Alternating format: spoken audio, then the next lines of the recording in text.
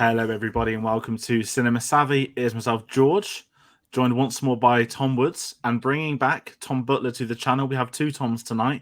I am already dreading saying who to speak when. I'm going to remember to do surnames or something, because even before recording, this was a struggle. So lovely to get you both on.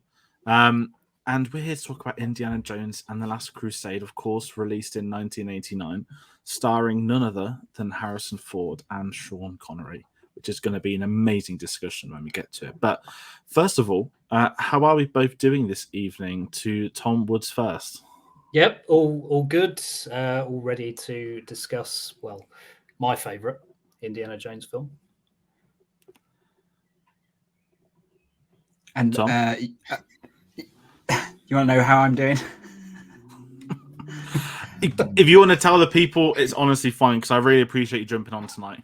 No, I've been a bit under the weather, but no, I'm really excited to be here to talk about the third and final Indiana Jones film. I'd like to nominate the other Tom to be Tom Jr.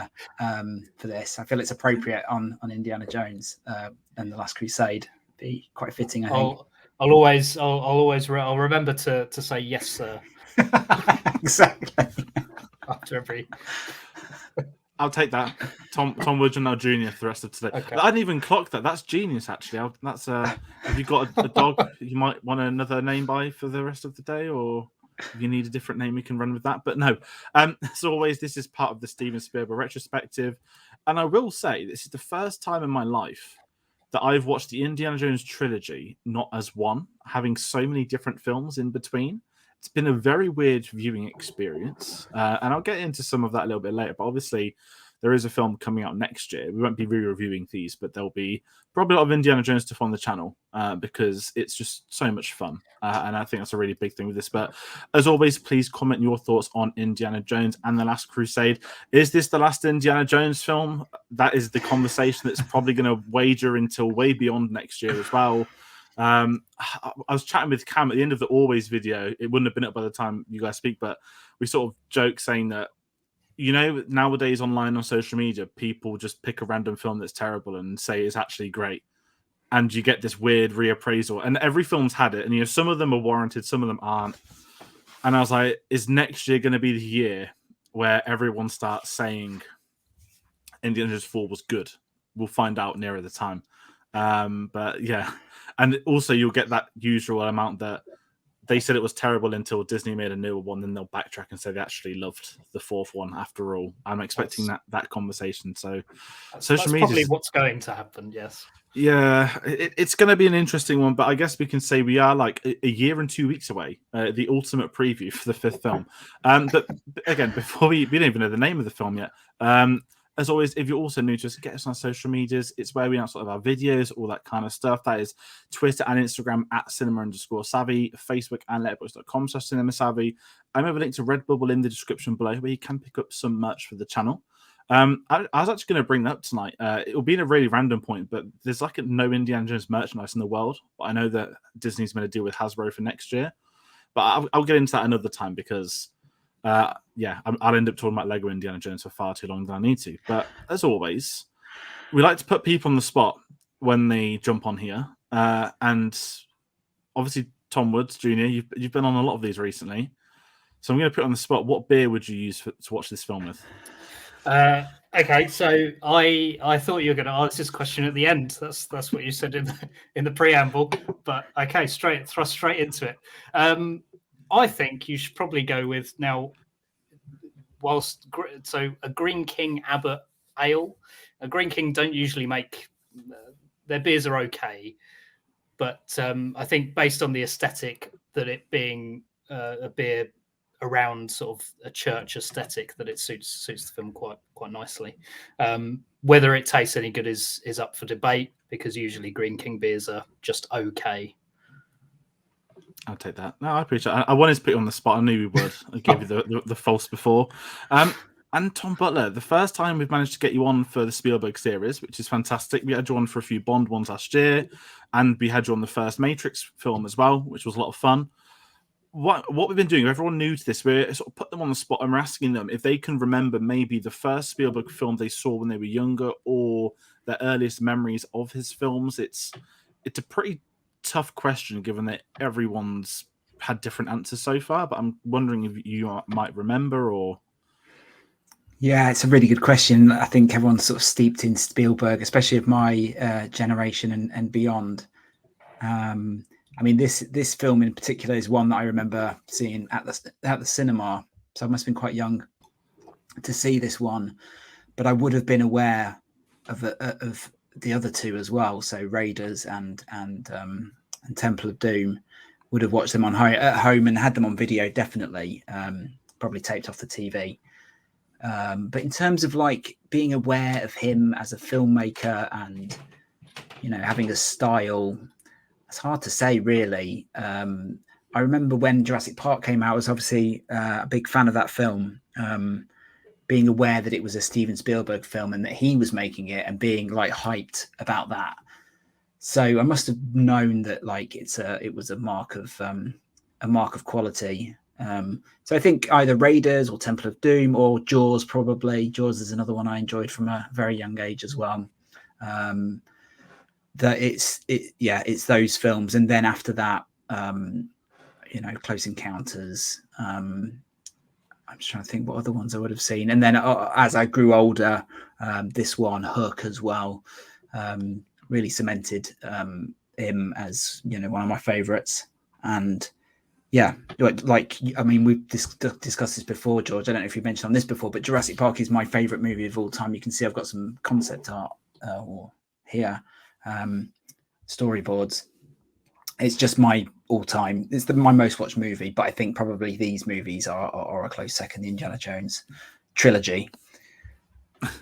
It's a really good thing you said there, that you mentioned, you know, when you're younger and you first learn the name, that's a sign of the quality. I think I had that with, and I'd say Spielberg is one of them, but I had it with George Lucas, but mainly because on the Star Wars VHS, which are behind me actually on the other side, my uncle gave it when I was younger. They opened with George Lucas interviews. They're like the last original version that are widescreen, so it's like a really rare thing apparently nowadays. But that's what I grew up with, and I always knew George Lucas because he was the guy talking at the start, and then his name came up straight away when the film finished. And it's always interesting when you're younger, when you learn one or two film names before you learn the industry. It's quite common probably for a lot of people for many varying reasons, but it's always a really fascinating thing. And what I want to kind of jump to, sort of going off that, we'll get into everyone's memories of the film very shortly, but as we always do for this, we get to read out the IMDb plot synopsis. And I don't know why we do it still, but it's stuck here because sometimes you get one line, sometimes you get two lines, and unfortunately today we get given an entire paragraph. So the official IMDb description is, there we go. In 1938, after his father, Professor Henry Jones, Sr., goes missing while pursuing the Holy Grail, Professor Henry, quotation, Indiana Jones, Jr., finds himself up against Adolf Hitler's Nazis again to stop them from obtaining its power. Listen, I'm not going to critique an IMDb thing, but that's a bit carried away to chuck in the Indiana in quotation. Just put Indiana Jones finds himself up against them. It's a little minor thing we do. It's a nice breakaway, just in case there's, you know, 3 people on the planet that have never seen this film and have decided to watch today's video. I'd be very surprised. But going over to you today, Tom Jr., can you remember maybe the first time you saw this film? And I guess with it being the first time we've had you on the Indiana Jones films within this series, maybe if it's like a memory with the trilogy as well. I'm sort of quite curious. Yeah, I mean, I must admit, my early memories are quite vague on when I first sort of watched the Indiana Jones trilogy. But I think this is definitely my most watched out of the 3. I remember loving it as a kid, and it was always the one I sort of chose to put on, with Raiders coming second and Temple of Doom being hardly ever watched, and personally being my second least favorite Indiana Jones film. I think you could probably guess what the first one is.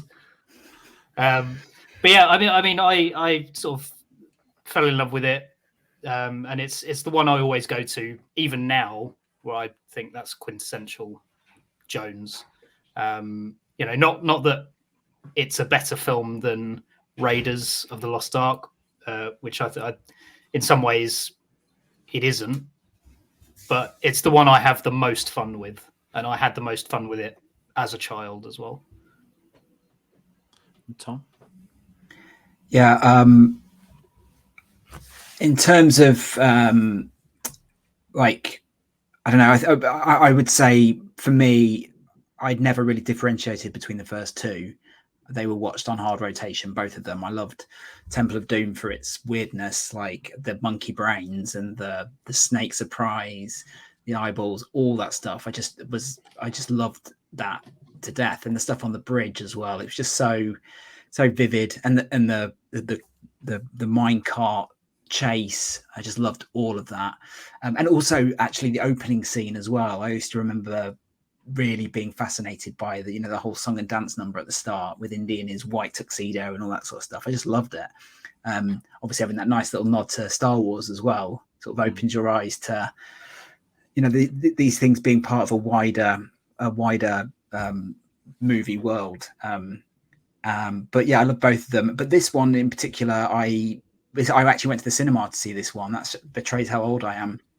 And so I would have been 7 years old to see this one. I saw it at the Lincoln Ritz cinema. I remember it was a big sort of one screen cinema. It's not there anymore, sadly, but sitting upstairs and just enjoying just like a grand epic cinema experience with this movie. And so when I watch it now, in fact, when I watch any of them, every single scene is ingrained in my mind. I can just, do you know what I mean? You can close your eyes, you can see something. Like every single scene happens and I kind of know exactly what everyone's going to say, everything that's going to happen, all the weird things that I saw when I was a child, I still see them.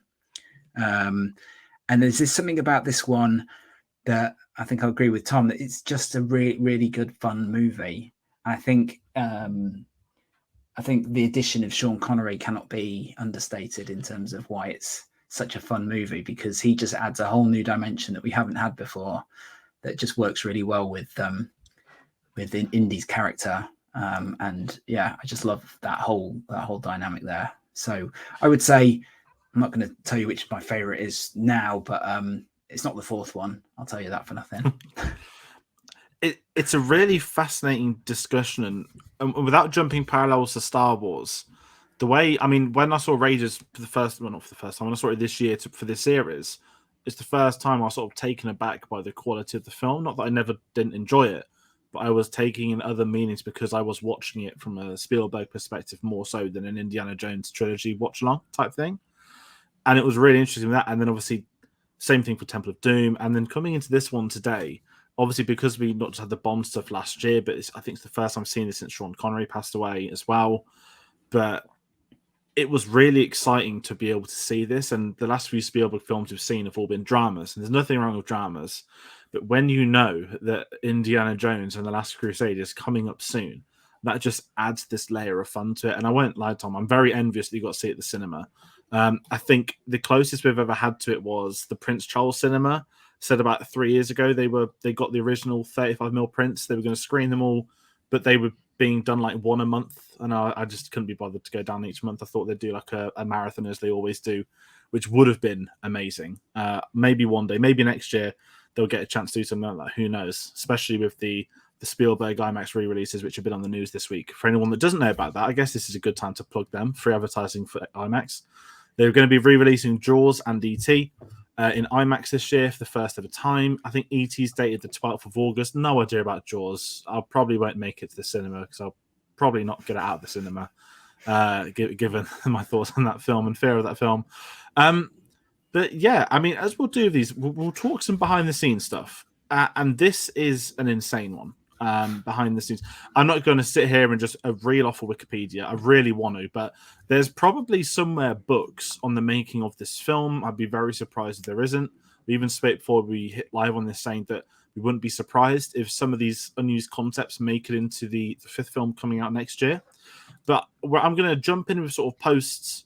I guess it's pre-post Temple of Doom. Obviously, in that video we spoke about how the years that have come out, George Lucas and Spielberg have kind of cited their personal lives. They're in a very different place, and that's why that film came out the way it did. And I can understand people's criticisms of that film to a point. I very much enjoy it, but it's very interesting hearing stuff from, not just the director, but the producer as well.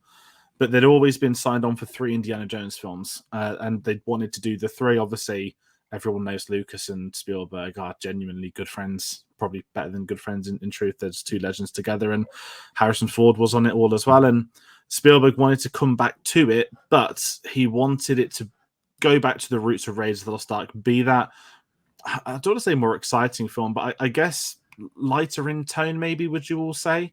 That Temple of Doom is quite, it's got like child slavery and all that kind of stuff, let alone, the locations and the themes and that stuff. And, you do get little moments of horror in this. We'll get to the big death at the end, Tom, because I'd be well curious to know what you thought about that as a kid at the cinema. But I kind of want to ask you both, like, where do you stand with sort of, not that they were never checked out, but that's unfair, but Lucas and Spielberg had kind of gone on with their careers post Temple of Doom, and if anything, which will be a thing probably for the 4th one, it was more George Lucas pulling at Spielberg to come back and do a 3rd one. I'm kind of curious where you both stand on that, because what's fascinating, I guess, now is I've always just known these as being a trilogy.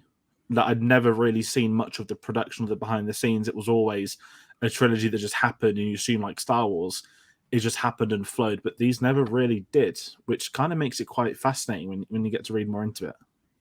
No, they are particularly standalone efforts. I mean, the through line being that, he's sort of in the set in the 30s against Nazis and other. Well, the Temple of Doom's quite a racist stereotype caricature of sort of Indian people, but I've the only sort of behind the scenes I knew of, or one of the ideas that I knew of, was the haunted house that they were going to initially, or George Lucas initially pitched. But reading the Wikipedia is so fucking bonkers. Like, it really is.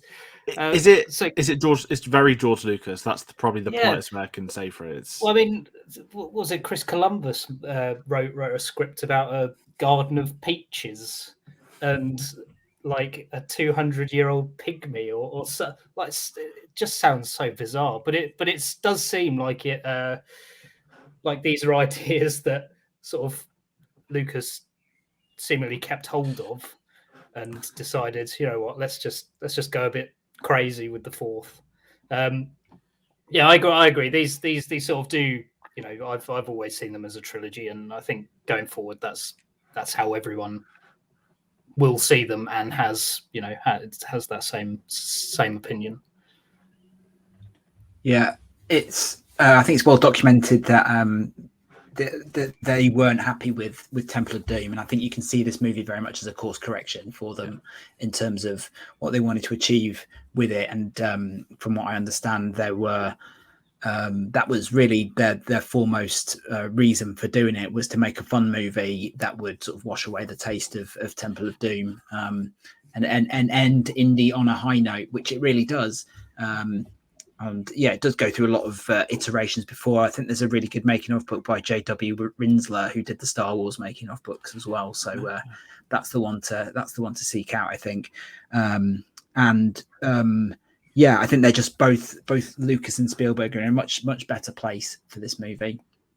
They worked very hard to nail what the story was going to be. The idea of the Holy Grail came in and it came out, but really what really got the catalyzed everything was the addition of Indiana Jones's dad, and that was the thing that I think elevated it. They liked the idea of the Holy Grail. I think it was more of a Lucas idea, the Holy Grail, than Spielberg.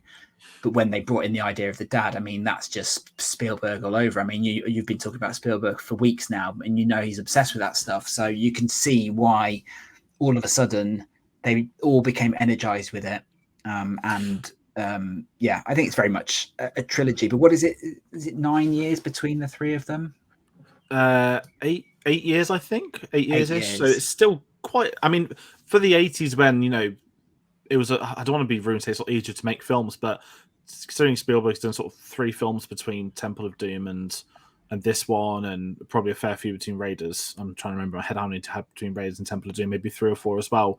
Whereas nowadays, you'd never get that luxury of directors getting gaps. The only one that comes close to me is probably Nolan with Batman, where he got away with one in between, didn't he? Each of the Batman films, and we know of Inception as well. That was we all know it's a deal breaker. Let me do Inception, I'll do a third Batman film. That's the closest I can imagine to modern day filmmaking in that regard. But getting into the father stuff, and this is what I absolutely loved, is, I mean, without even talking about Sean Connery, even just the concepts, something like, as you said, the Holy Grail is very much a George Lucas thing. And it's a really exciting thing. I mean, obviously you've had, oh my God, how have I forgotten the name? Monty Python, which would have, this has always been my theory. If that film had never come out, this would have probably been called Indiana Jones and the Holy Grail, wouldn't it? Probably couldn't have made that then, but or now. But it's a really interesting one. But as you said, the moment the Spielberg came with the concept of the father, and this is what I love with like creative collaborators. It's 2 different people's idea that merge into one, which is the entirety of the film. It's the father-son dynamic, and it's their quest to, it is essentially their last crusade with one another. And even the concept alone works so well, and the fact that it came up with them, and even if they weren't, Spielberg ideally was not necessarily not interested in doing the film, but when they've got these creative differences and again issues with the previous one, and this is where I'm sort of at with the 5th one. This one is a polite way of making amends with Temple of Doom, and I've been adamant to the day the only reason they're doing a 5th Indiana Jones film is because the 4th one is that terrible. They won't allow that to be the last Indiana Jones film. Obviously, Spielberg isn't directing it, but he was around for a fair amount of the process, wasn't he? Until nearer filming, and we'll find out in a year. But there's going to be a lot of that's going to be mentioned a lot, I think, tonight. Maybe the 5th one. I don't know, and maybe it's because we know so little about the new one coming out. There's so many concepts, but as the essence of what you said earlier, Tom, as well, that it is almost a definitive ending. They're riding off into the sunset. It doesn't get as definitive as that, and it never really was the ending. So we're going to find out next year if he'll ride again into the sunset, or if Indiana Jones will just be looking at a camera saying, "Kill me off one last time, please." That's how I imagine one of the conversations went. But how do you both feel? I mean, I'm trying to not talk about Sean Connery straight away, but aside from Sean Connery's performance, because we know that he brought in a lot of the comedy himself. And what I kind of actually want to jump to you with first with Tom Butler is, when we spoke last week, you mentioned that you're watching it's almost like a Bond film again. And I know that Spielberg's gone on record and saying, we know he wanted to do a Bond film. I think it was Spy Who Loved Me that he'd been speaking about. And I think Kathleen Kennedy spoke about it, Spielberg has, that the whole concept of Indiana Jones for him came off of James Bond. And they just said, Indiana Jones' dad basically just had to be James Bond. And Sean Connery, certainly in the late 80s, is definitively still James Bond, I would say. I know that Roger Moore's left by then, but you'd argue that Sean Connery is still seen as the main Bond, if that's a polite way of saying it. I don't know. Does that sound unfair? Yeah, he's the OG, isn't he? But yeah, it's well documented, like you say, that when Star Wars was coming out, that George Lucas and Steven Spielberg went on holiday to get away from the box office figures to clear their heads. And this is when they made the bet that whether Star Wars would make more money than Close Encounters and what have you. And it was while they were there that they were talking about Spielberg's hopes of directing a James Bond film. And it was then that this sort of, again, like you were saying about the 2 ideas coming together, Lucas said, rather than focusing your attention on someone else's character, why don't you do your own character who can sustain a number of different adventures in a way that James Bond does? And when you then put that into context of what we get with Indiana Jones, you can see the James Bond link straight away. And it's never more evident, I don't think, than in this movie. And that isn't helped. Or in fact, they lean into it by putting Sean Connery in there, by putting Alison Doody, who has just come off A View to a Kill, in setting it in Venice, which is a well-trodden James Bond location. And Julian Glover, yes, yeah, who nearly played James Bond himself. So it's just got all the elements of a James Bond film, and the way that it moves from place to place. Although it seems very Indiana Jones, actually, when you draw it back, it's very James Bond. But this is, for me, this is Steven Spielberg's James Bond film, and I love it for that. It's great. And what's interesting as well is that when the Indy's dad character was written, he was written much more as you see him in the opening sequence, where he's quite studious. You know, he's bookish. He's a professor. He's very stern. But then when Sean Connery comes in, then they realise that they can make them more equals rather than being. I think, was it Harrison Ford said that he was more Yoda-like when he was written, but when Sean Connery came in, he becomes his equal. And I just love all that stuff when they're talking about Dr. I forget what her name is. Elsa. Yeah. All that stuff is just brilliantly done. And it would only work with Sean Connery. And let's not forget, he's only 12 years older than Harrison Ford at this stage. But he sells it, and it works for me, definitely. And to other Tom, I've never really spoke to you about Bond, actually. I'm not going to turn it into a Bond video. But I've just realised that. Where do you see the Bond comparisons? I mean, did you know about that stuff? Because it's quite interesting that it's sort of merging what we did previously into now. Yeah, I mean, it is sort of, it is documented, but I mean, I don't think I'd be able to add much or anything as eloquently as Tom Senior has just done. But yeah, I mean, the Bond influence, it wears its Bond influences on its sleeve, as opposed to the previous two, where there was perhaps the inkling there, but it wasn't at the forefront. But this is very much, just this is Spielberg. This is my Bond film.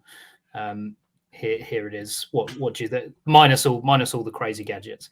But I actually didn't realize, and this is just my preconception or perceived notion of what Sean Connery was like as a person. But I always thought that he was a very sort of just not giving a shit, and kind of, like it just seemed Scott. Yeah, exactly. And but it seems to me from behind the scenes, he was very, very much involved and definitely eager to make this a lot more comedic, which I found a little bit bizarre, because of my preconceived notion that he was just sort of like a grumpy old man. It's an interesting one, because there was a really good article on Empire I was reading earlier. Sorry, but behind the scenes, my computer crashed before, so I lost all the great stuff I'd open. And they were talking about the saying that a lot of stuff. I mean, I think the funniest lines she talks in her sleep, that was improv on the day from Sean Connery. And I think that's what makes all these great moments even better, is that, as you said, Tom, because you do have that preconceived notion that, because not just he is James Bond, but certainly maybe my age group that always knew him being older, he hasn't acted for most of my life. He'd already retired pretty much by the time I knew who he was. And you hear about all the behind the scenes on Bond and Eon, that he was, Bond was getting silly, or he didn't like what they were doing with it compared to the early ones. I think, Tom, not to plug A to Z, we'll do it properly again, but you guys did your special on his life and how he grew up as well, military history as well. And he's a really fascinating individual, because you see this film, you see what that Harrison Ford spoke about him, and Spielberg and Lucas absolutely love him, and he was eager to come on board. But I think it works so much more in his favor that he isn't the tough, stoic Connery you'd expect, that it isn't just James Bond playing his dad. And it's not just the fact he's got a sense of humor, but he's got heart in the film. And I think, to me, the moment in which the film just transcends is obviously when he lets the Holy Grail go and calls him Indiana. That's still one of the greatest moments of this series for me, because that's, this film, and we'll get into characters shortly, But Indiana Jones himself, this is the most we learn about him on a personal level, his sort of relationship with his father, and how he is and why he's maybe been the way he has. And that's what I found really impressive. And to get all of it just through Sean Connery being Sean Connery. You know, he's got his Scottish accent as well. They're not telling him to be an American or to be something else. And it's stuff like that just makes it even better. And it's just, it sort of goes with the direction. I mean, moving into the direction side of it, I think this is one. I mean, it's dumb to say it's one of Spielberg's best films. You can say that almost every week at this point. But certainly with the blockbusters, this is the one to me that jumps out. That if I was looking for a definitive Spielberg film, this would probably sit in a top 10 without hinting at stuff later to come. Just in terms of every character involved, the action set pieces, even Lucas to a perspective when you can see they're pushing CGI boundaries, the plane sequences and the bridge at the end, which would have been mega for 1989, using blue screens even back then. It's really fascinating seeing this, but I think for Spielberg to come back to this franchise after having those struggles with the previous one and arguably making the best one of the three, there's we'll get that conversation at some point this year. It's amazing, and I think it's his maturity of a direction, because we've been doing these sort of weekly now. What's been really fascinating, so when we've looked at his dramas recently, we did Always, Empire of the Sun and Colour Purple. I think that's not tailored his filmmaking, because he was still extraordinary before those. I think because he was away from the blockbuster type films and he was focusing on characters and on drama, I think that really helped coming into this film, where he was able to almost apply some of the stuff he's learnt better over the last few films and apply it to this.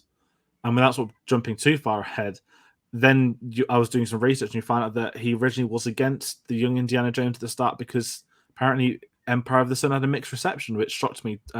Tom, you were on that review with me, and you know how much I love that film, and I was really surprised that was mixed, but thank God they got that scene in there, because I think it's a testament to this film's quality. But how do you both feel with Spielberg at this point, late 80s, and he's still not had any Oscars? Not that really means the be all and end all, but he hasn't had that in industry, acclaim to the highest point yet, and he's still doing things like this, which is extraordinary.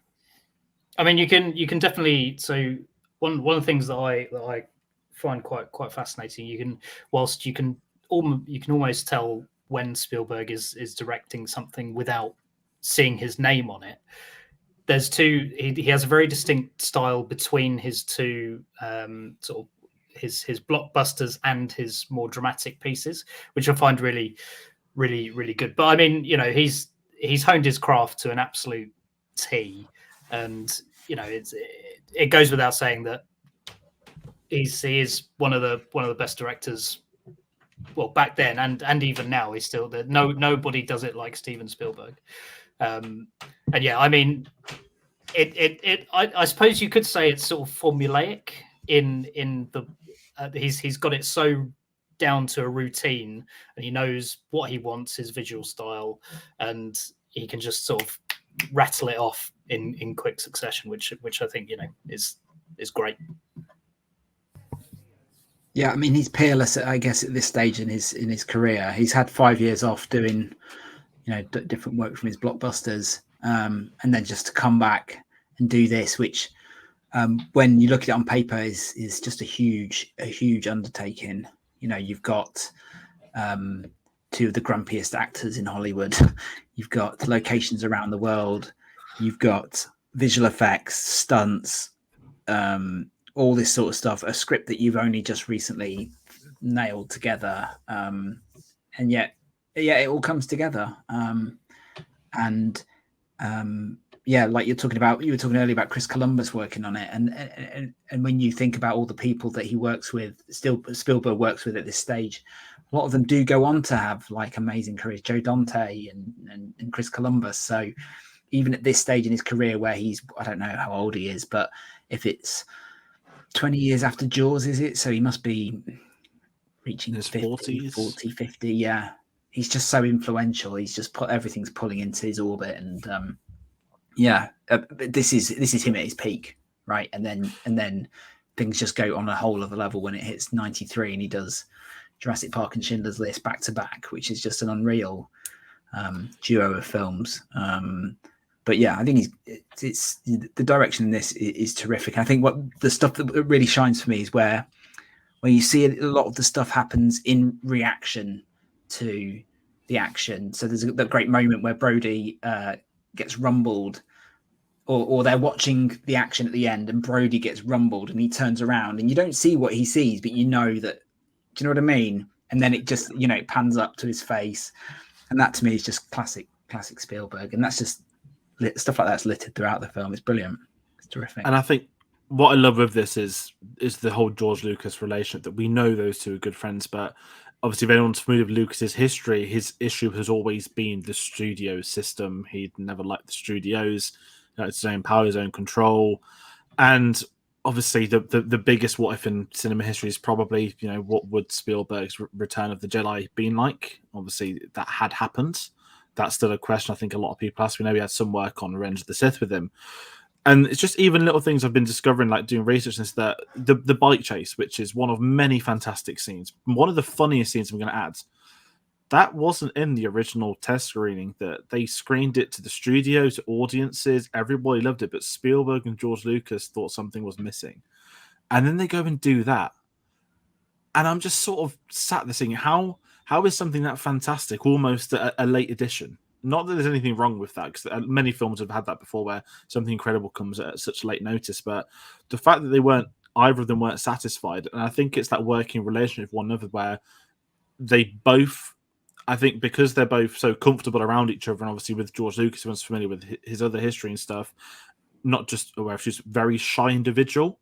And I feel that Spielberg's got a lot of that in him. Obviously, Spielberg, you've got all the family issues, which he's put at the forefront of so many of his films. But just these two together, just collaborating and bouncing ideas off one of it, it's so fascinating reading into their relationship. And without being a pipe, just one day, I just hope there'd be not like an evening with, but just them two on like a 2-3 hour round table with each other for the public to see. Probably never get it now, but it's just when you get photos of them together, it's just amazing, because I don't think you get that anymore in Hollywood. And I'll be blunt, I don't think you've, not a successful director and producer partnership, but the fact that they are friends, I think that just adds a gravitas to the whole thing, that this isn't a franchise that's been made out of, let's make money, let's do this, let's do X, Y, and Z. This is them to, again, accumulating their ideas with one another to then make this film. And I think that's what makes it so much more endearing, is that when you do get some of the behind the scenes, or when you do look into the production of it, it's just that freedom that both of them probably would want. And I think with George Lucas, without harping on too much, he's always had issues with not being in control, but he didn't want to have to direct. I mean, without getting to the Star Wars prequels, I think he offered them to Ron Howard famously. Ron Howard declined. And he's very specific about who he will work with or who he'd let be on his properties. And it's always made for a fascinating character story with him. But again, you can imagine with him, he's just so comfortable with Spielberg doing anything that he doesn't have probably that panic or that stress he's had at other times in his career. You hear about the stories of Return of the Jedi, that he was like shadow directing as well, and so many other things. It's really fascinating. And yeah, it's just, I don't know. Tom, Junior, what do you think of their relationship? It's a weird one, isn't it? Because they're not, it's weird that the next Indiana Jones film isn't them two together. And that's going to be a very weird moment.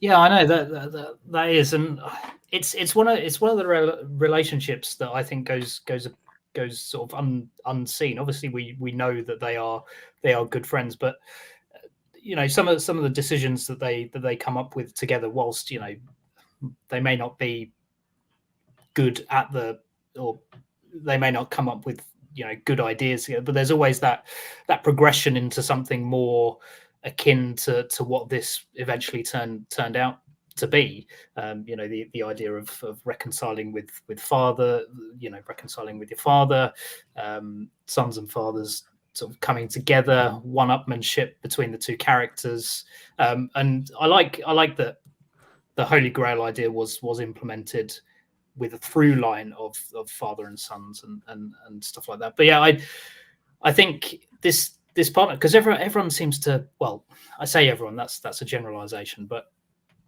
it seems discourse at the moment, or especially back when the Star Wars prequels came out, that George Lucas was a a bad person because he made three bad films.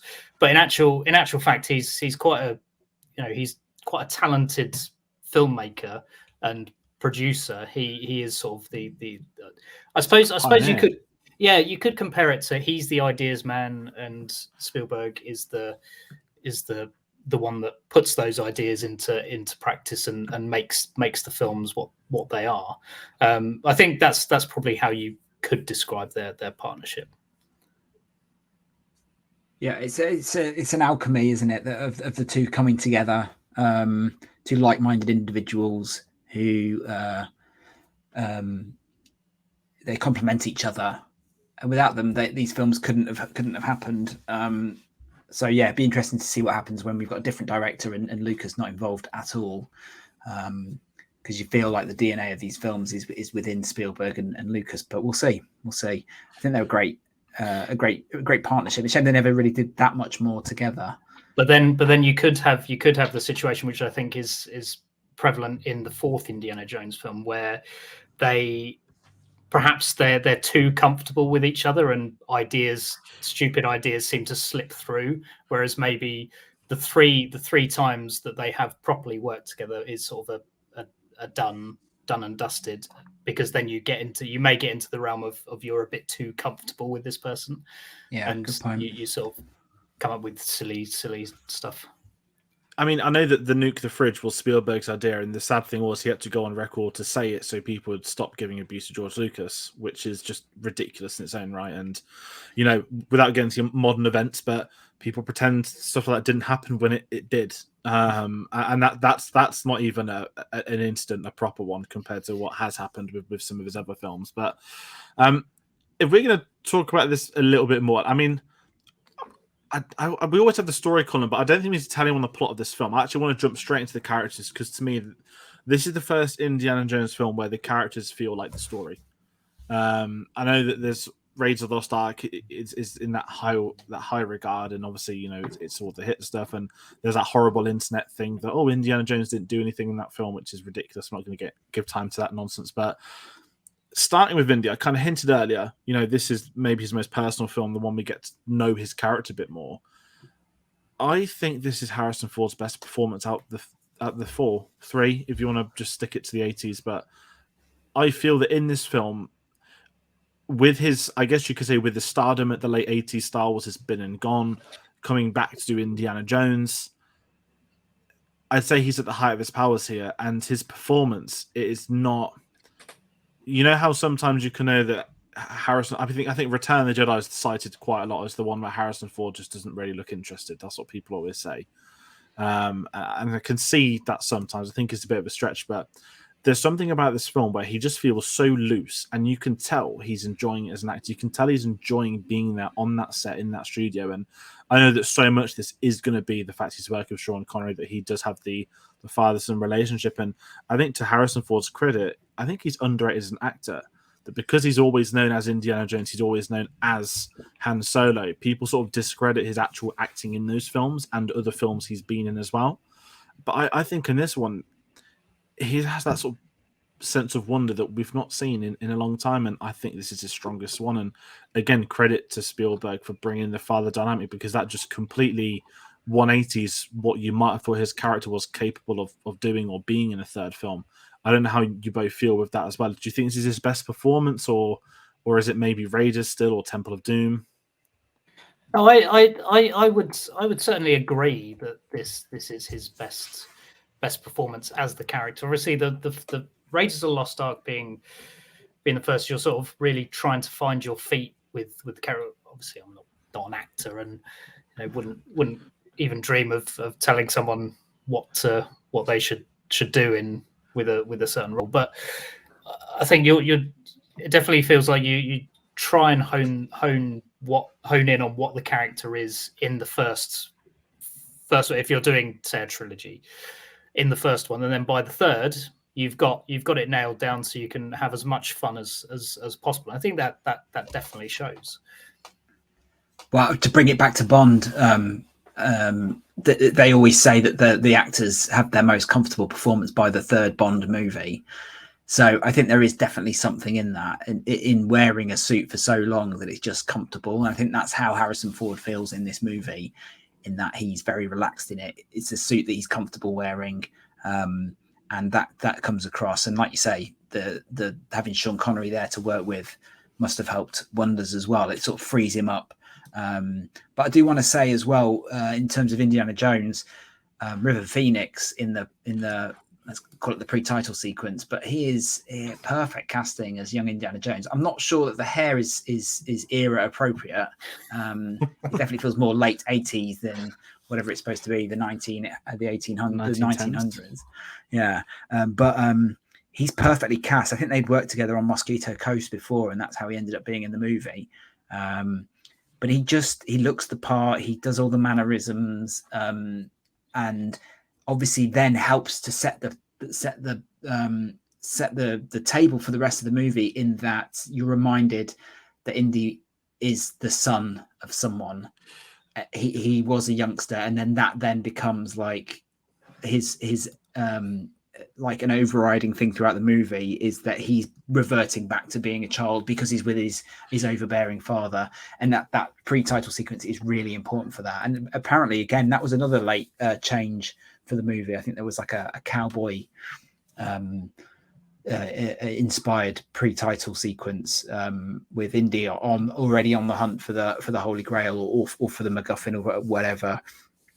But yeah, I think that's a really, really important part of it. And then that bleeds into Harrison Ford's performance of being like this childlike Indiana Jones, and the way that he sort of flits between being the grown-up Indy with Elsa to being, there's that great scene on the Zeppelin where he says, I wanted to ask you questions. And he's like, well, ask me a question then. He's like, I can't think of anything. It's just brilliant. It's brilliant. It's just teenage Indiana Jones comes to the surface, doesn't it? It's brilliant. Yeah, and I think as well, it's something that people probably wouldn't have expected back then, to have your action hero, the stoic Harrison Ford, be that overexcited, giddy kid, or being overshadowed by the father figure. And I'm going to put the opening scene, actually, because I forgot to bring that, but River Phoenix in this is the first thing I'd ever seen him in. I think I've not actually seen too much of his other films. But I've never seen the Young Indiana Jones series. I know that it's got a lot of fans. I've just never got... Well, I never got into it. I probably never would see it in a polite way, because it works so fantastically for this opening sequence. I never need to see more. And it's obviously very on the nose. You get talk about origin stories, you get the hat, you get the fear of snakes, you've got the whip, and the scar, which is, I love things like that. It's so, I guess like pre-modern day, even before social media, like references, when they were really Easter eggs and they weren't just 20-minute videos explaining stuff. That's a really cool nod to the fact Harrison Ford has always had a scar. That's a really cool moment. Nowadays, that would just be overanalyzed to and from. But just the opening scene, it's a really fun way to get you in the mood for the film. And as you said, Tom, the moment his dad comes into it, it almost stands still. Not just him, but everything changes at that point. And you realize that there is a bigger person. He has someone he has to answer to. And it's such a genius way to set up their character arc that it is the same, 25 plus years later when we get to modern day. And if we want to talk about Sean Connery, because this is probably going to be the best talk we can have on him, I think this is one of his best performances by not a country mile. It's a very different performance from what we've seen, but I saw Untouchables the first time last year, and I had a lot of fun with it. I know he won his Oscar for that film. But if I'm going for that older Sean Connery post-Bond role, to me, it will always be this. It is just, I think calling it inspired casting is an understatement. It's not even the fact that he is James Bond. He just is a bundle of joy for this film. That every time he's on screen, and again, credit to Lucas and Spielberg, because they hide showing him the opening scene, and it's never thrown in your face. There's never like newspaper photos. Where is he? What's he look like? It's just that great reveal of when he breaks in to get him out, and their relationship from the get-go. You've got the broken vase. He clocks it's a fake, so he's not bothered. He's destroyed it. Just from, again, and it all builds up to the moment Indiana let it go. And I think that's what makes the character arc so much better, that he has a character arc alongside his son. I don't know where you two both stand at that moment. I could go on about Sean Connery, so I'll let you two speak for a bit because I'm just going to end up waffling and taking all the points. I actually just want to come back to previous point as well, and that's sort of the film making, you know, you realize Indiana Jones is someone's son. I think from the time it's made, and it came out post Die Hard as well, where you're here. That's sort of the era where your heroes become a bit more human rather than just completely like invincible action stars, but your heroes are actually people. And this is very much like, obviously not, he doesn't have the same sort of vulnerabilities, but it sort of humanizes his character a lot more, and it's sort of the start of that era where your heroes become more human. But yeah, I mean, in regards to Sean Connery, this is a fantastic performance from him. I absolutely love it. He's so every line I think is really funny.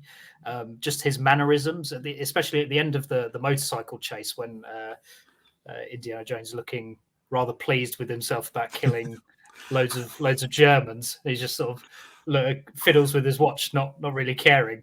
But there seems to be as well something I quite like is the one-upmanship that's in there. Yeah. And where the two of them are trying to gain each other's respect, which is very, very good. I love that inclusion. It helps incredibly the fact that Sean Connery is having so much fun with it. Because if he wasn't, then I don't think it'd be as good as it is. The scene that I love is where they're in the plane and he shoots the tail of the plane. And he doesn't want to tell Indy that he's made a mistake, and so he's sort of, they got us. It's just such a beautiful moment. It's so funny. But Connery, I mean, like, again, bringing it back to Bond, he'd always knew how to deliver a one-liner. He'd always helped to sort of pepper those into the script and into his performance. But here he's really unleashed, and he gives one of the greatest comic performances in cinema. I think it's just so perfect. But also there's heart to it as well. You know, when he delivers the bit where he thinks Indy's gone after the tank chase, it really gets you. Like you really feel it. And yeah, let's not forget, as I was saying to you, George, it's only 6 years after he'd done Never Say Never Again, which gives you a sort of a snapshot of where Connery's career was at that point. He was in desperate need of hits. He'd left Bond. He'd had some success in the 70s and early 80s. He just really needed a hit. He needed the money. He got a divorce to pay for. And it's then when he hits this period that he becomes this whole new Sean Connery. And it's the Sean Connery at this stage, I think, that really cements him as one of the all-time greats. And that's no disrespect to his time as Bond, but it's from this point onwards where he's the grey with the beard and the bald head, and he can really enjoy his roles and his performances, that we really get the Connery that just cements his reputation. Because to compare him to Roger Moore, Roger Moore didn't do a huge amount after Bond. He was never able to capitalize on his success. Maybe he didn't want to work so hard, but Connery was a hardworking Scotsman. He wanted to earn those pennies, and he wanted to work with the best directors, and he did, and through sheer graft. And what better director than Spielberg to have this huge comeback with? He's terrific. He should have won the Oscar for this, really, in my opinion.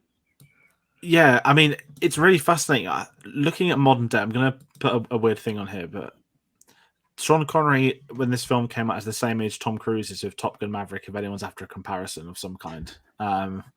But it's that, I don't want to say, like, I hate in terms of A-lister, but it's when certain actors who were stars in their early years, they get that resurgence. And I think resurgence is a term that can be overused, but when you're then going to sort of new heights again, where you, again, like Untouchables was before this, but he's coming back. You get The Rock in the 90s. There's loads of them. I think The Hunt for Red October is one I've still not seen. His career is fascinating to look at. And as you said, it's it's almost like that, not acceptance of Bond going, but when you've been known as James Bond for so long, you've just got to do that role that's going to completely take you out of the whole Bond aesthetic. Maybe that the fact he isn't wearing a wig and he's not clean shaven, that they've allowed him to be older to play a dad. And you can see it in his performance, just how much fun he's having on set, that he's enjoying being there with them. And I just think so much of it comes down to the fact it's Harrison Ford and Sean Connery together. Like, the gravitas of that is not lost on me now. Maybe when I was, first time I saw these, I was like 11, 12 years old, as in year 7. So it was like, oh, look, it's James Bond and Han Solo. But as you get older, it's like, hold on, like, these are like not just two A-listers. These, as you said earlier, they're the grumpy ones. These are the ones that have that very serious career, and just to see them in this, it's just so much fun. And I think it's impossible to sort of look at this film without him because he's so integral to it. But you know, there's the whole comparison that the Holy Grail is their relationship as father and son, and there's that dynamic with it as well. And I think that's what takes the next level when Indy tells him, you know, I went to the catacombs and all that kind of stuff, and you get to learn a bit by stuff saying, oh, there was rats there, knowing that was his phobia, and it's just this amazing back and forth. And I'm just trying to not criticize filmmaking, but I'm just trying to think of a blockbuster where I've just had that much joy off just two characters, like not even aside from action set pieces, that there's just this natural back and forth with each other. I think as a father and son is so different to everything else we get, because it's so easy to jump into that trap of stoic father, loose son. Whereas because he's funny from start to finish, and you know, I can think of like a dozen different moments where even when the German commander pulls the newspaper down and he's sort of confused as to why Indiana Jones is like speaking to him, he has a great physical performance as well as, you know, like dialogue and acting, that it's his reactions to everything going on that just adds to it all. And then obviously that ultimately builds up to him getting shot at the end to then have the stakes of why Indy needs to succeed in the Holy Grail. I think if you haven't enjoyed his performance, him getting shot isn't going to work. You wouldn't care.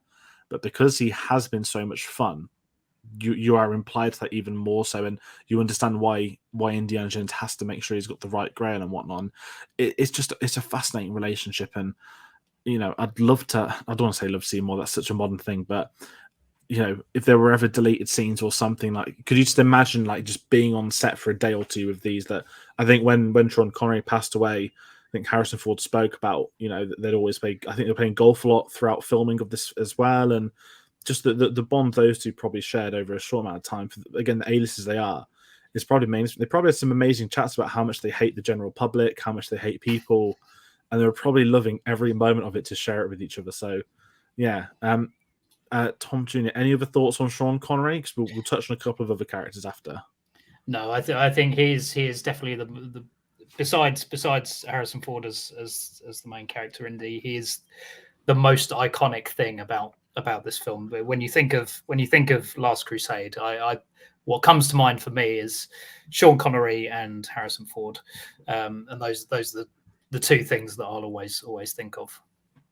I wish you could flash up a still from the film, George, because the moment that always makes the bit that always makes me laugh is the look on Connery's face when he turns around with the umbrella and he just gives Indy this look. I'm going to do something ridiculous here, and the look of joy in his face is priceless. I just love it. It cracks me up every time he does it, and then he just goes running down the beach, and it's such a physical performance. Actually, one of the notes I made when I was watching the film is the moment where they're tied to the chair. And they're in the fireplace, and it's going backwards and forwards, and that is lifted straight out of a Laurel and Hardy sketch. I mean, it's like, I don't know if they ever did that, but it basically is them to a T. And it needs those two brilliant performances to make that, sell that conceit, and to elevate it to something timeless. I mean, it really is a stunning sequence, I think. This is a bit. This is a bit jumping ahead at the moment, but I think, and I'll sort of touch on it as well. But I think what makes their dynamic so good is the fact that during the film they are, you know, at odds with each other, and it's only at the end that they really sort of learn. Okay, well, you know, he's my dad, he's my son. You know, they form a great respect for each other. And one of the ways that I think that is brought to the forefront is actually in that fireplace scene where where Henry Jones Sr. sets the floor on fire. He goes, "Son, I'm sorry. So don't get sentimental with me now, Dad.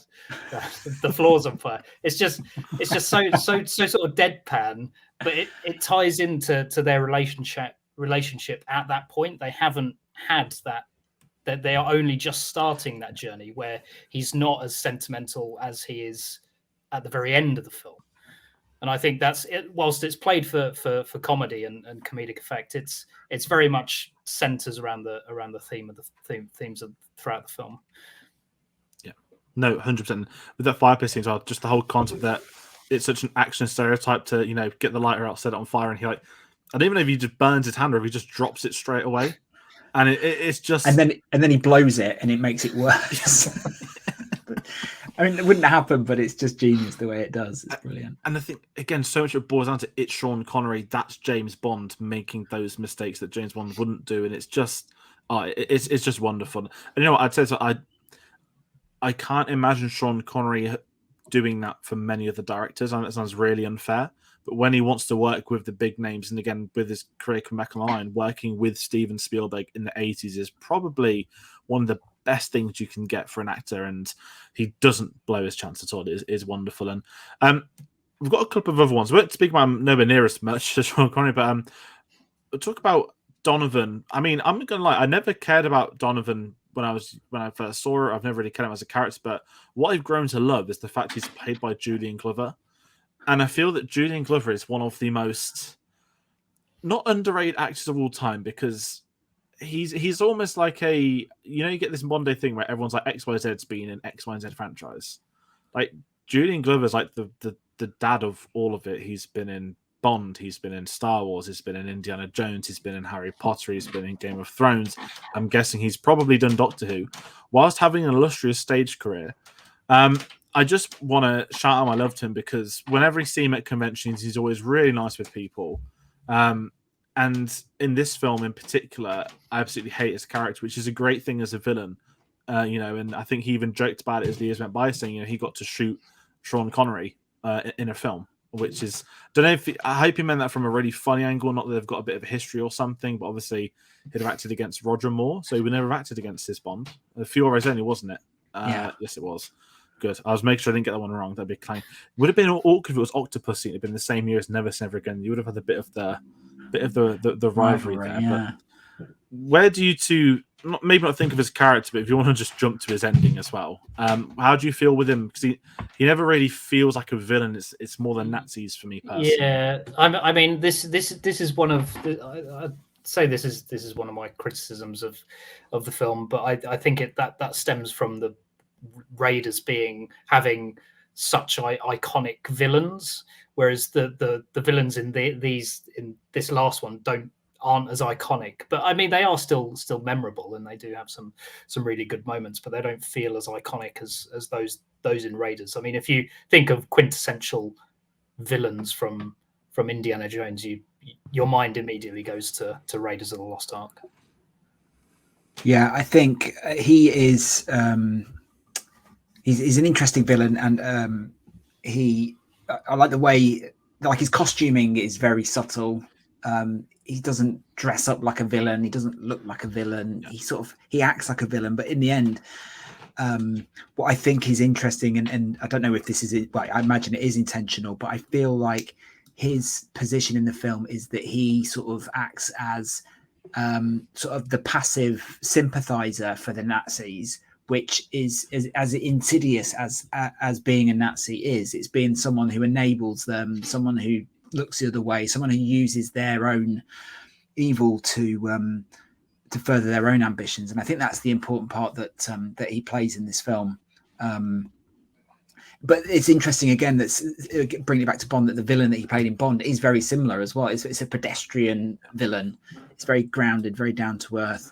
But yeah, Julian Glover is one of the all-time greats. And in terms of people who've appeared in lots of franchises, you've got to mention John Rhys Davies as well, because he's got many franchises under his belt as well.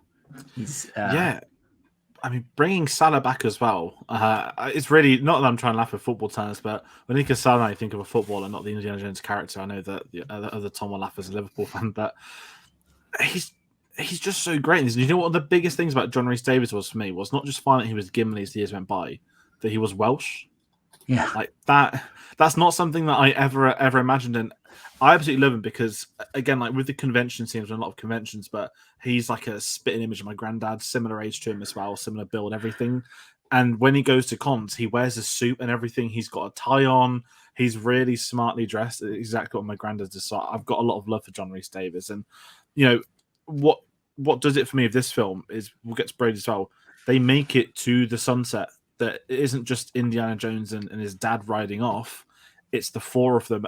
And I think it's been the adventure of the group, which kind of makes it that you get a lot of, not dad humor, but the way they use Brody and Salah, it is that sort of comic relief at the side, and it's their interactions with other characters that make it so great. Obviously, Brody and Sean Connery is just, they're just a comedy duo ready to be done. The classic, I always go to it. Oh look, the pen truly is mightier than the sword. That is one of, to me, the all-time great lines from. There's so many great lines in this film, but that moment is just right up there, and it's really fascinating. And again, I think what Spielberg's master of is supporting characters. That when you've got these blockbuster films, you've got your lead, you've got a phenomenal lead and supporting with Sean Connery, to then get everyone else still on their game with them. It just makes it so much more enjoyable as a viewer, and it adds to the quality of not this film, but I guess the direction as well, the script writing process, that everybody has their moments and no one feels wasted. They all feel like they just get the right amount of screen time, never too much, never too little.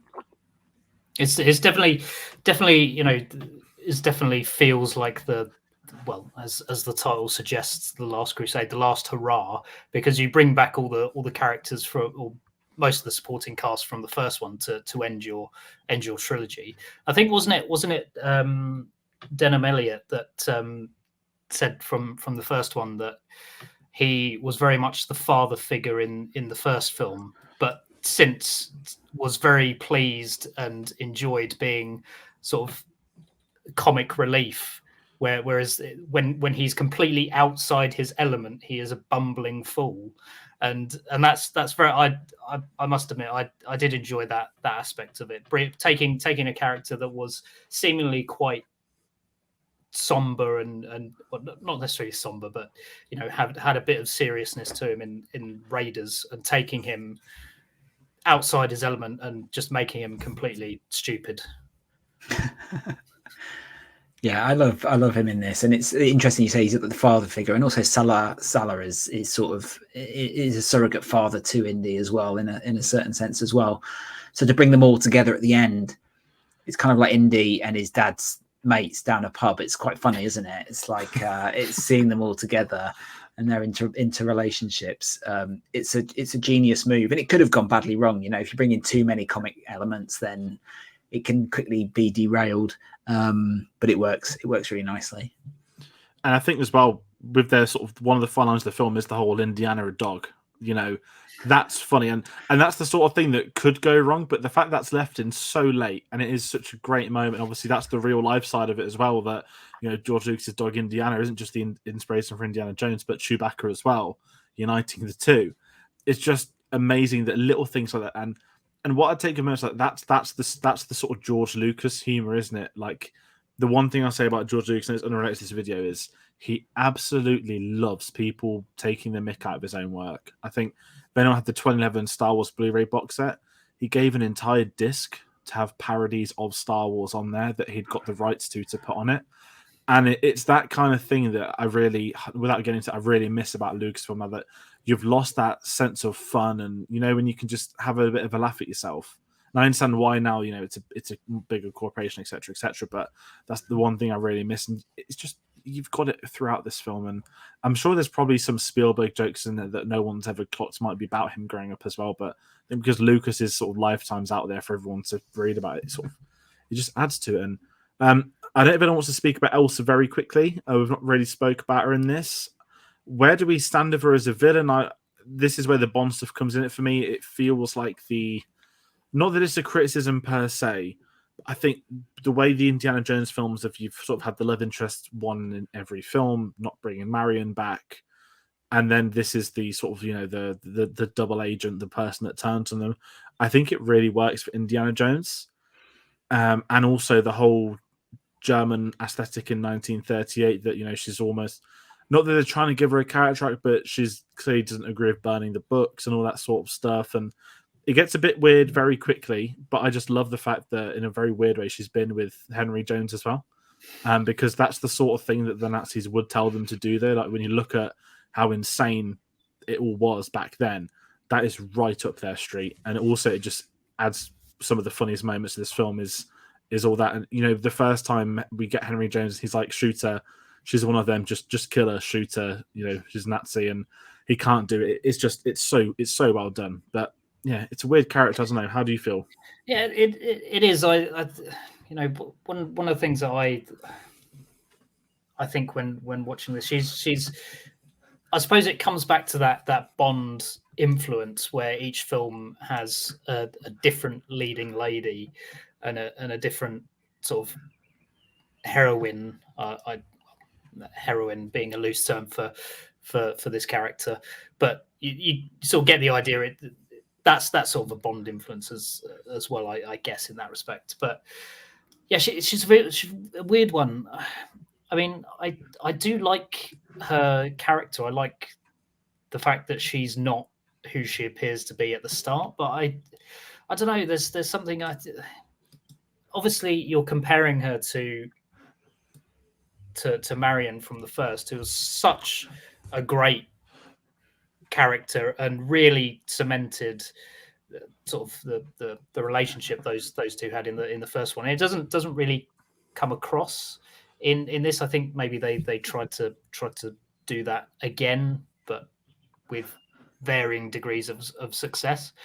But I think one of the things that I like, and it actually comes back to a point that Tom Senior made, which was the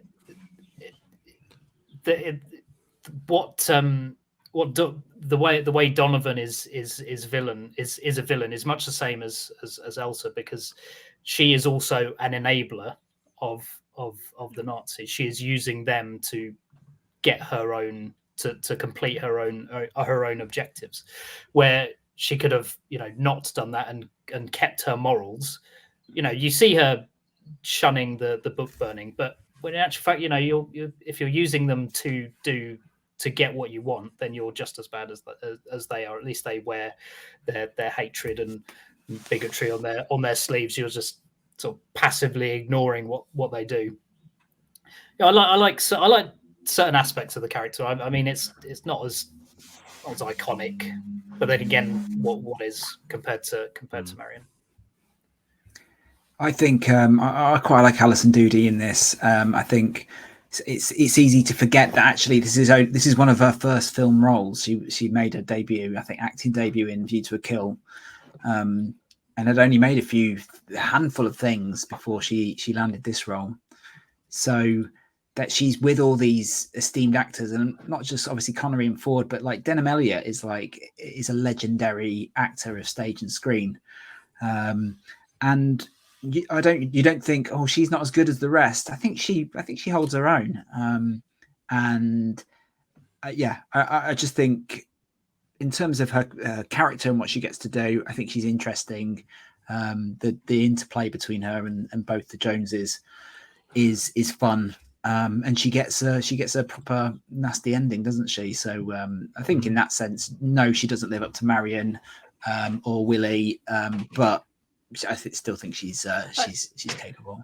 Actually, yeah, I mean, in some ways, after sort of hearing what you say, I do sort of take some of what I said back, because I do actually like her as a character. It may not be as iconic as Marion, but I certainly think it is 100 million times better than than Willie in the second one, which I absolutely just cannot stand for the life of me. So that's a positive.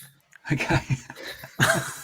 That's fine. What I wanted to say as well, I won't go into it, but she definitely picked the wrong one intentionally to kill Donovan as well. Like that's 100% like her choosing the wrong one straight up just to get him dead. And his death scene is again like the first one, probably terrifying if you're at that very young age. But I've never found the effect bad ever.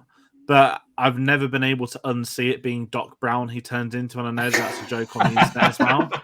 But so I'm not the only one that's ever said it, but it's really hard to just not see that now. I always see as well the ghost in the library in Ghostbusters. You know, when that really shrieks out and it becomes this long-haired thing. And that's I've always sort of associated the two things together in my mind. Because sorry, Tom. No, that was it. It was just the eyes going black. I think is just the connecting thing, isn't it? It's such a great moment. I was going to ask what everyone's sort of favorite deaths were for villains out of the three films. I mean, it's a fantastic question because that's some of the beauty of Indiana Jones is they go so extreme out of the blue. I'm drawn to, I don't know his name, in Raiders, the fight with the what do you call it? And it's like on the airplane fight, and he pushes him through the. Wow, he doesn't push him through. He just goes through it. That's the one that always comes to mind because I remember seeing how on earth has this been in a film. But it's that almost sadistic quality that I think Spielberg actually quite enjoys. And I can picture him and Lucas just sat there together, like laughing on set, like George, and like what silly over the top death could we do? Because I will say though, for the deaths this franchise has, it's an extreme variety and they're all so memorable. And to me, that's where a lot of the Bond connotations come in. The beauty of a Bond film is seeing what way the villain's going to go out, and you want it to be this ridiculous, classic, instantaneous thing. But yeah, has anyone else come up with any? I was trying to stall for time. I like the one where in Temple of Doom, where the guy gets pulled into the stone crusher by his turban. And then you get the red blood, don't you, as well? And then it just cuts away after a second. And it's absolutely brutal. Absolutely brutal.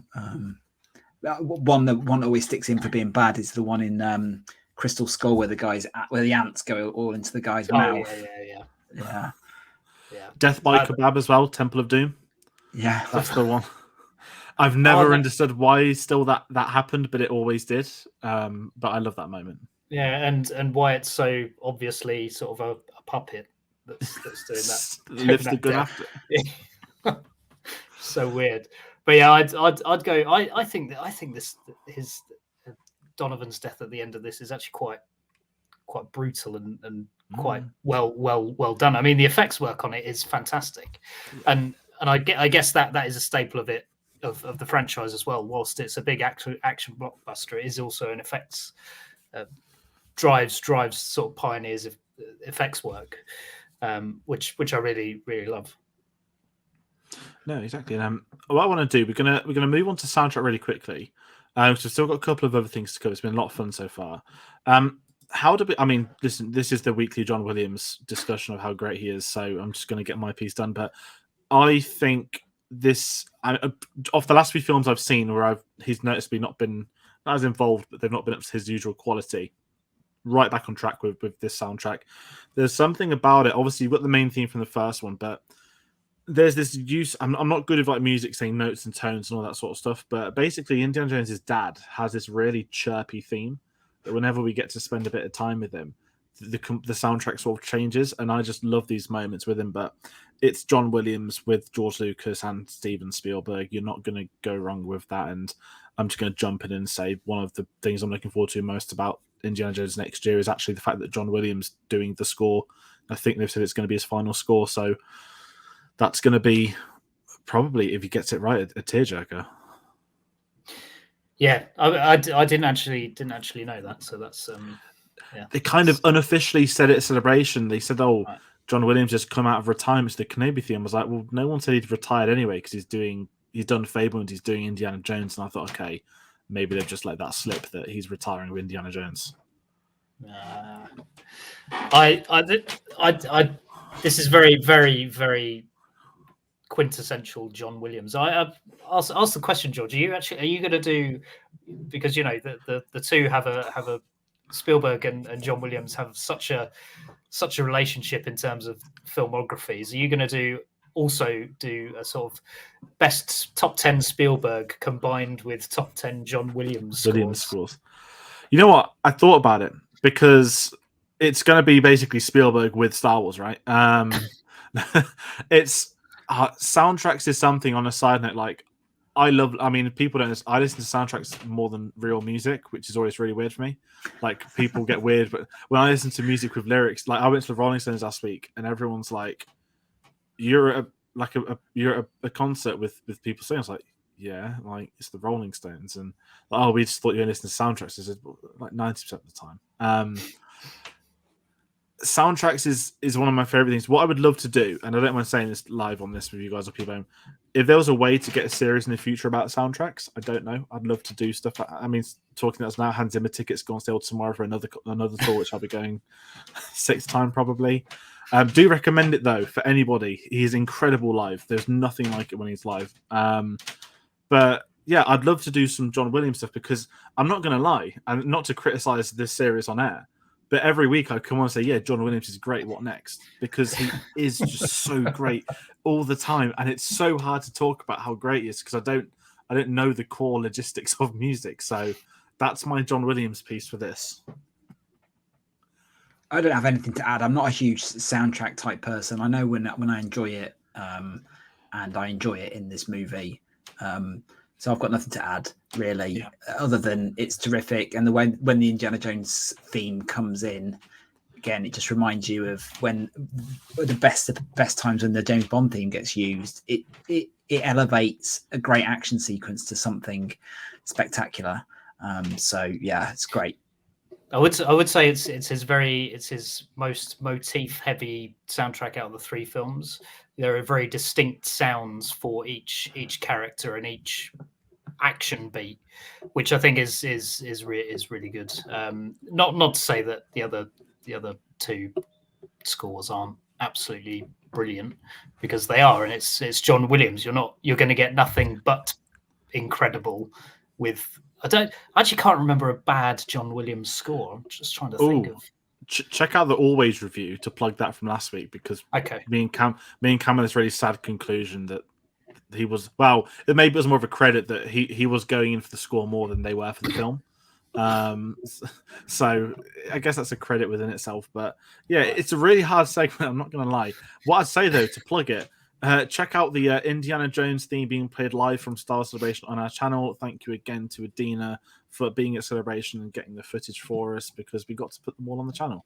Obviously, it just sounds like the Indiana Jones theme anyway, so you know what it's going to sound like. But it's just, I've come so close, not to tangent, but have I told you guys about how close I've been seeing him live 3 times now? So I've been to 3 of the last 5 Star Wars Celebrations, and the 2 I've not been to, he's performed live at.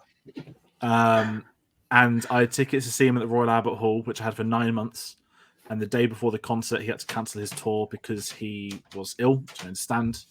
And then he did a random tour in Austria in 2019, I think, just after. And I didn't know what was happening, because obviously I don't live in Austria. And for some reason, I bought tickets through an automated email I didn't know about, but I couldn't go to Austria, so I had to hand them back. So, yeah, my quest to see John Williams live is not going well. That seems like a thing you should have given to Tate. Honestly, I don't even think he was out there at the time. I know he's in Austria now, but I didn't. It was really random. I think it was like when like tickets get released and you put your card in already, so just get assigned to it. It was like 2 weeks before the concert, and I was like, can't be having this. I was so angry with myself, but yeah, that's a lesson for next time. If anyone knows if he is touring again, let me know. I mean, it won't happen, but sorry, you better get that in soon. Yeah, and that's my problem. Is like, am I going to have to go to his annual Hollywood Bowl concert in LA? I really hope not. But moving on from more morbid conversations, let's talk about the legacy of this film. So with this section, it's more the stats, the sad stuff I really like. So I'm going to really quickly talk about the box office because this is really fascinating for me.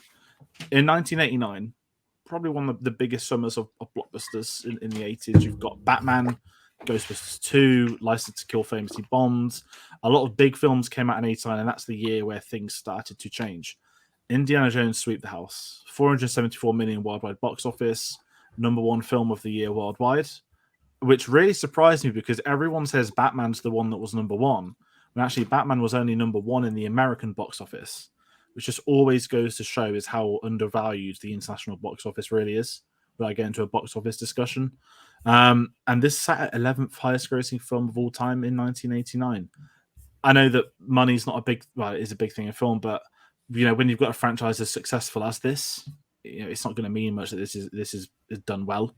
But it is fascinating to find out that this made a lot more than Batman, given that with modern takes and discussions online, they make out Batman was like the only big film of 89. But you can understand why this, had critical acclaim.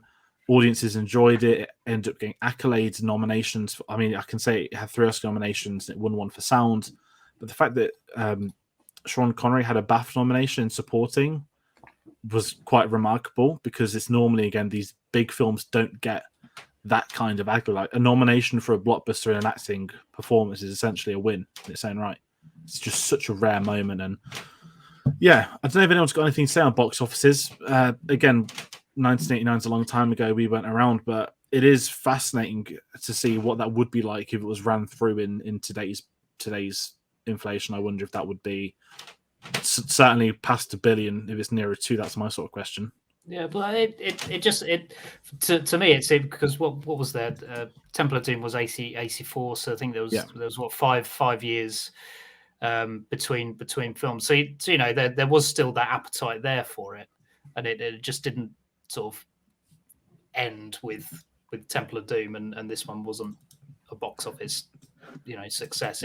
There was still that appetite there, which is really good, and obviously it's the legacy from this film. Everyone, whenever anyone thinks of Indiana Jones, they think of the first 3 films and not the 4th, potentially not the 5th, but we'll find out next year. I think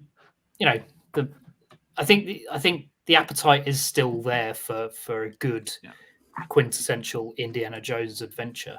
And I suppose here's the thing I sort of ponder is if there was a missed opportunity with, and I don't want to make this a big sort of Kingdom of the Crystal Skull sort of take, but do you think they missed an opportunity with subsequent films after this by not having a different actor play Indy, much akin to James Bond? I suppose that's a question for Tom Senior as well. Do you think that's probably the case? Yeah, I think the only issue is that they've always said, all the key creatives, is that Harrison Ford is Indiana Jones, and so it's hard to know. I think really what's surprising is that they didn't capitalize on the success of this movie to make a sequel to this. And actually, it's quite honourable that they decided not to do it. I think they probably realised that it was the ideal thing to go out on a high. But the fact that it topped the box office in 89 was an iconic year for movies. Just speaks volumes about the quality of this movie. It's not just nostalgia for this movie. This is a bona fide great movie. Whether they should have sequelized it and done something else with Indiana Jones to keep the franchise going, probably. But again, you're sort of chasing that dream.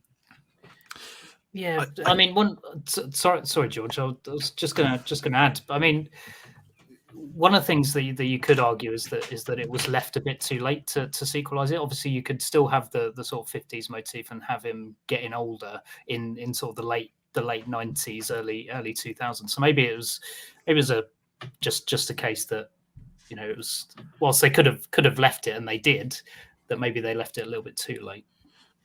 It's very much to me not a George Lucas thing, but there's no coincidence that Indiana Jones came out, the 4th one came out after the prequel trilogy. That it was okay, right? I've got these Star Wars films out the way now. Let's bring Indiana Jones back. What's happening right now? we've just had a new Star Wars trilogy, and there's going to be a new Indiana Jones film coming out after. History It's repeating, yeah. Yeah, and it's a really fascinating one because, I mean, the whole concept was the fact, it was those sort of pulp adventures back in the day. And very much like Bond, if at the time they would have said anyone can be Indiana Jones, you'd have had different people jumping in. And I think even the gap from Temple of Doom to this, 5 years, is quite a gap in the 80s for me personally for sequels. Even I think back then you say maybe 3-year gap for sequels if there were any 3-4 years, but a 5-year gap's quite a big one. And I think the difference is, and I don't take this as a criticism of Bond, but I think because Spielberg is inherently the director of Indiana Jones, that has its own gravitas with it being, don't reboot it, don't do other films that aren't him. Whereas with Bond, I think very much from the get-go, this is Eon's James Bond, and they're going to do all of these books. And it's a really fascinating conversation because really there's sort of 20 years between, I guess, each era beginning in their own right. I mean, it's 19-year gap between Doctor No and Raiders, but there are certainly parallels to be made. And had they have done more, I think Indiana Jones would be a character over the years that did keep getting recast. We'd have had a Chris Pratt one by now if they'd have had their way. I'm glad we haven't, but at least Jurassic World's going to end that being brought up. But yeah, it's a fascinating question because I think it's one that I'd imagine George Lucas probably pondered it for many a year as well. But I do respect the fact that they were primarily, it is Harrison Ford. We're not going to recast it. Sorry, older Aaron Reich. I do like you as Solo though. That guy off YouTube who got famous for doing impersonations of Harrison Ford, who then got to be in a film with Harrison Ford. Forgot his name, but he can't act. He's just an impersonator. I'm just glad that I think again it comes through the quality and even like the Last Crusade coming in. These are key supporting characters that I wouldn't want to see someone else play Salah. I wouldn't want to see someone else playing Henry Jones. I wouldn't want to see, that thing could happen. And it's a very fascinating discussion piece. And I guess the question I have now is, what is the future of Indiana Jones? Yes, Harrison Ford won't play him past the next one, but does that mean the intellectual property, of that adventure, is there a torch to be passed? I don't know. If I'm going to be blunt, I hope not. I know they're working on a new console game by a big company, and if there's a future for Indiana Jones in video games, by all means, I think that could work really well. But sometimes it's nice to leave franchises alone. There's a lot of lessons many franchises can learn from that, and I think had the fourth one never happened, we'd have still had we'd have had a fourth one just coming out next year. I think they were always going to do a Harrison Ford coming back to play Indiana Jones, and I don't know. It's a fascinating one, isn't it? I really hope we have a closed book next year. And the problem is nowadays the only way you can have a closed book in film is by killing off a character. I really don't want to see Indiana Jones die. It's the same with Tom Cruise in Mission Impossible. It's the same with so many of these like legacy characters that they're not, unless you're going to actually. Then again, Harrison Ford came out for Star Wars 9, so who am I to guess who isn't dead after all? So, yeah, sorry to detract. But no, it's a really good question. It's probably have a conversation. Like I said, there'll be a lot of Indiana Jones stuff next year, and that's probably a really good discussion. Actually, get a bit more in depth and get some other people on as well, because the future of Indiana Jones is very murky as well. I don't even know the legal parameters of Paramount, and if we can even get these films in the cinemas next year, if that falls under Disney's umbrella. There's probably so many things here and there that's up in the air. So yeah, that's a very weird way to not end it, because we're not going to end it yet. Oh, sorry, I think my internet dropped out. Sorry, I was just going to say, I think this IP is too much of a rich vein to expect it to be left alone, I'm afraid. I think they will continue to plunder it for as long as they can, and they'll find a way to move it forward, whatever that may be. So stay by your phone, Shia LaBeouf, because your time may come yet. But then, that's the thing that you get into. Is it then going to be set around the same period as these first three? Because that's what's happening with Star Wars. They can't get away from the Skywalkers or anything like that and do something new So is it going to be exactly the same as that? He's just stuck fighting the Nazis all the time. But maybe it's a blessing they cast Shire in 4 because they know they can't ever have him again. But he's canonically Indiana Jones is next in line now. So there's without getting into his personal life, there's no way we'll have him back. But you know what? After seeing everything ever all at rounds, give me Short Round the spin-off, please. Because we need to get K.O. Grant back in the limelight. He deserved it after that film. And if you're going to mine it, just do a Short Round of spin-off on Disney Plus. Sounds exactly like the sort of Disney Plus show you'd get, actually. I hope I've not given them too many ideas. But what I want to do, sort of rounding this out, before we get to our final thoughts, I'd love to ask you both. You spoke about so many fantastic scenes and moments. Do you have one favorite moment from this film? If you had to pick one, pick 2 or 3 if you like, but I'm just going to go with the one I mentioned earlier, which is the Henry Jones calling him Indiana, because that is, to me, the crux of this film. Everything has to build up to that moment to work. So a very polite, dramatic one for me. Yeah, that would be one of them. But the scene I'd go for is the whole dialogue sequence in the blimp and subsequent plane attack. I think that's just a really well-rounded engagement between the two actors, and it's quite funny. They discuss they don't have anything to discuss personally at that point, which makes it even more humorous. And it's just the fact that they're getting down to business. That I think is one of my favorites. I'm torn between two. I love the moment. I love this whole sequence where it's the 3 trials at the end, and it's the penitent man must kneel, and then the back and forth you can sort of see between Indy and his father. I love all that, the 3 different bits there, and such a visually exciting sequence. But we haven't really mentioned it yet. But when we've sort of touched upon it, but the whole tank chase. Yes. Which is a masterpiece in action cinema, coordinated by Vic Armstrong, who was second unit on the 90s James Bond films as well, and it's just terrific. And I know a lot of the behind the scenes stuff talks about how tanks can have to actually drive really slowly compared to horses. So to make it a compelling chase, you've got to make horses look like they're running fast, but actually be running slow. So that whole sequence, I think, is brilliant, and it's an example, I think, of an action scene that that tells a story within itself and has a purpose. Like a lot of action films nowadays, sometimes you find that the action sequence is there just because they can do it, rather than actually furthering the story or adding something to the story. But yeah, so I would say that just for it being a technically brilliant sequence of film. No, very well said, actually, because we didn't get a discussion on that, and that's got some of the best moments, character moments, action set pieces as well. It's almost like the chase scene in the first one on steroids, and I think you get a lot of comparisons to Raiders, but this film is literally that film on steroids for me in every way possible. Very different film still, but very similar in their own ways, and that's going to kind of round out into final thoughts with me. That it's hard to put a final thoughts on a film of this quality, but looking at this from a Spielberg perspective, from an Indiana Jones perspective, this is genuinely, I think, one of the best blockbusters ever made, taking it outside of all of that.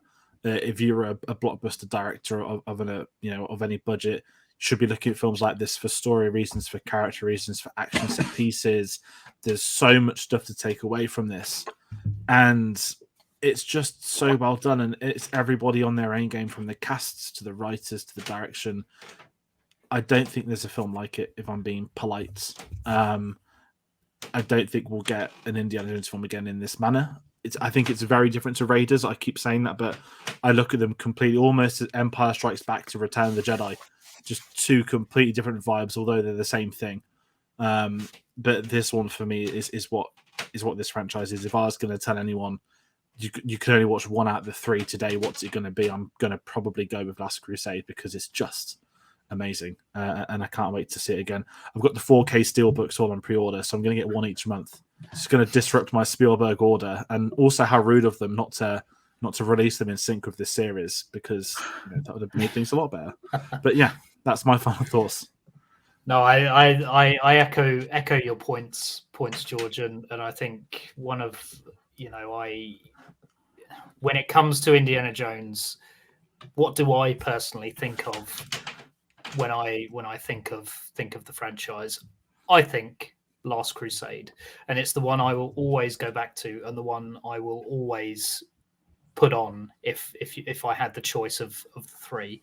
Not to say that Raiders and Temple of Doom aren't any good, but this is the one I gravitate towards the most, and I think that has everything to do with the dynamic between Sean Connery and Harrison Ford, as well as the insane action set pieces and the spectacle of the thing. Because one of the things that I think gets overlooked is that past a certain point, it's just pretty much action beat after action beat, but it doesn't feel like it's overstuffed, which I really like. It seems to go at a rapid pace, but it never feels like it's rushing towards the end. All the action scenes seem to serve a purpose. But yeah, this is definitely the one I'd put on if I had the choice of the three. 4. For me, I think it's a near perfect movie. If I had to look at the original trilogy, a trilogy that I hold very dearly to my chest, I would say that, yeah, Heart of Hearts, Raiders, and Last Crusade are the two best ones. But if I had to pick one over the other, I would honestly would go for Raiders over this one. And the reason I would go for Raiders over this one, even though I love them equally, is that there's something more, a little bit more pure to Raiders in its tangibility. It feels more like a 70s movie, whereas this feels very much an 80s movie. And I think the difference is some of the visual effects seen in this one is more notable, but it's such a minor quibble. It's like you could put a paper between the two of them, and that's the only difference, I think, is that sort of almost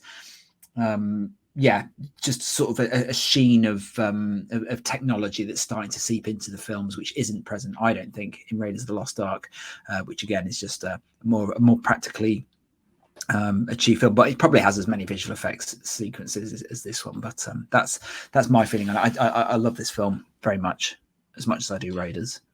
No, definitely, and I think that's going to run. It's been a really fun discussion. I'm not just saying that because you're on here talking this film for the first time on this channel as well. Getting to go into it is just so much fun, and as well the whole Bond connection as well just made it so much better with Sean Connery. And I want to hear from you guys in the comments below. Comment your thoughts on Indiana Jones and the Last Crusade. If you're a fan of Indiana Jones and you're watching this series for Indiana Jones, well, there's one more coming at some point, but you all know what one that is. So if it's easier, go back and watch Raiders of the Lost Ark or a Temple of Doom reviews, or maybe just go and watch the film. So as I said, please do comment your thoughts, hit the subscribe button. A lot more Spielberg stuff on the way. Next up is Hook, coming Tuesday, the 28th of June. We're going to have some more familiar faces in that video, so we'll announce them a little bit nearer the time. But I've not seen Hook since I was younger, and I actually am kind of excited for it. I'm curious because I love Robin Williams, but it'll be interesting to see one of those films you enjoyed when you're younger in the lens of an adult and see if it really holds up. So very quickly, I'm just going to bring up the coming up soonest. So we obviously mentioned Hook. Then you only have the small matter of Jurassic Park, which is going to be coming on the 5th of July. That is going to be an intense review. More details will be out nearer the time. We've then got Schindler's List, which is going to be on the 12th of July. Very different to Dinosaurs and Hook. That's going to be a very important one for us to discuss on this channel. And then we return to Jurassic Park of the Lost World coming on the 19th. So I think that was going to be interesting as well. We're heading into the 90s now with Spielberg. We're getting into his 90s terrain. Some of his best work is in that. His Oscar wins are in that decade as well. Tom's got the hat, which is excellent. It's an original Lost World hat. I'm a big fan of Lost World, and so I'll be looking forward to that one. I think Lost World's, I don't want to say underrated. I think people pile on too much for that one. It's nowhere near as bad as people say. I enjoy a lot of it. And that poor bloke that gets ripped off by the two T-Rexes always feel really bad for him. So, yeah, that's a little tease at that. But to get you guys, Junior first, you've given us a beer already. I know I switched it around. But here's where the people can find you. I know we had you on Empire of the Sun, but if you want to tell them what you're up to and what the films and beer is if they haven't clocked it already. Yeah, sure thing. So Films and Beer is a blog about films and beer. So I pick a film every week to watch and walk down to the local supermarket or further afield to try and find a beer that would best suit that film, either aesthetically or thematically. It has been on a bit of a hiatus since the start of the year, but looking to pick that up in the next couple of months. Definitely. So everybody, please follow Tom on there and check out the blog. He's a lot over lockdown. I think he did all the X-Men films as well, which is really cool. So have a slog. Yeah, some of them are right though. Some of them are right. But and to Mr. Butler, where can the people find you? I've got your socials for the Bond podcast. If you want to tell people what you do in your life as well as James Bond. Yeah, well, I'm a journalist, so I cover film as my day job, and I've been doing that for quite some time now. So you can follow me at Tom Butler on Twitter. That's where you'll find most of my stuff, and I usually share links to any interviews and stuff that I've done. And I've also done working on the James Bond A to Z podcast, which is an encyclopedic look at the people who made the James Bond films. Hence why I've been boring on about James Bond for the last 2 hours, whatever it is. But if you're interested in Sean Connery, we did 2-part episode on Sean Connery's life and career, and he really is a fascinating, complex man. And we did quite a big detailed section on the Last Crusade there. Not as much detail as we've done here, but very fascinating stuff. And coming up on our show soon, we will have episodes on Never Say Never Again and No Time to Die. So 2 interesting films to be covering back to back. That's where you'll find me. But this has been great. I love speaking with you guys about movies. No, it's excellent to get you on, and as well the timing of the kind of Bond, the Bond Spielberg film is the perfect one to get you on for. I'm glad we could get you on. This worked out to get everyone on this. And I'm going to segue from what you said. I know you've spoke about you've been interviewing people in the past. I'm going to just now plug Obi-Wan Kenobi, because the finale tomorrow at the time of this video going up. We're recording this before episode 5 has come up, so there'll be a spoiler discussion on there. But if you're a fan of Kenobi, our spoiler discussions are live every Wednesday, 8 p.m. on the dot. The finale is hopefully going to be a big one. And the reason I plugged it is because Tom had the honor of interviewing, was it Ewan, Hayden, Moses, and Deborah Chow, which was, check them out on Yahoo Movies. Yahoo Movies, you can find them, isn't it? So yeah. Very, very envious and very good reviews. You got to speak to them about Rebels, which I loved with Hayden too. Yes, it was a great opportunity, and I'm very grateful for the opportunities I get through my work. I work for Yahoo, and it's a big site, so we do get some really great opportunities. Lots of good people coming up soon as well. So just follow us on Twitter, and you'll see all the stuff that we get up to over there.